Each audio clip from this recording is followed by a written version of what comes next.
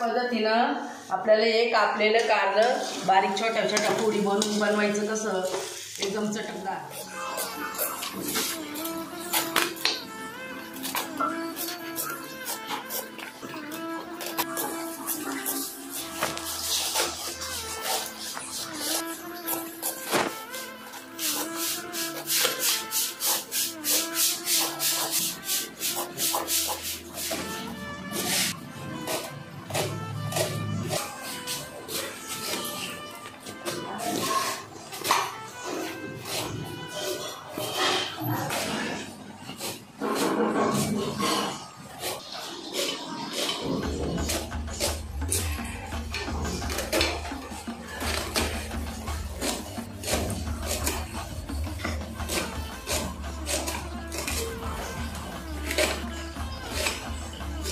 बघा आपण कापलेल्या कारल्याची भाजी करून राहिली।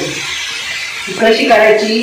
हे कारले पहिले आपण कापून घेतलेले, धुतले, त्याचं पाणी पूर्ण वितळून घेतलं, त्याच्यानंतर तेल टाकलं, जिरे टाकायचे, राई टाकायची आणि आता हे मीठ टाकून याला असं वाफून घ्यायचं चांगलं। शिजत आल्यानंतर मीठ आणि थोडा काळा मसाला टाकायचा, हळदी टाकायची, मिरची टाकायची आणि थोडासा काळा मसाला टाकायचा आणि मग हे कारले इतकं भारी लागतं।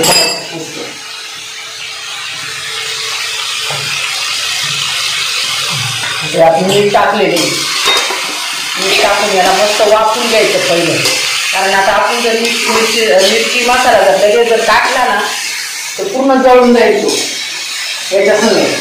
त्याच्यासाठी मिरची मसाला पूर्ण वाफल्यानंतर थोडंसं कच्चरट राहिलं का आणि मग मिरची मसाला हळद टाकायची, कारण आता जर टाकलं तर ते जळून जायचं।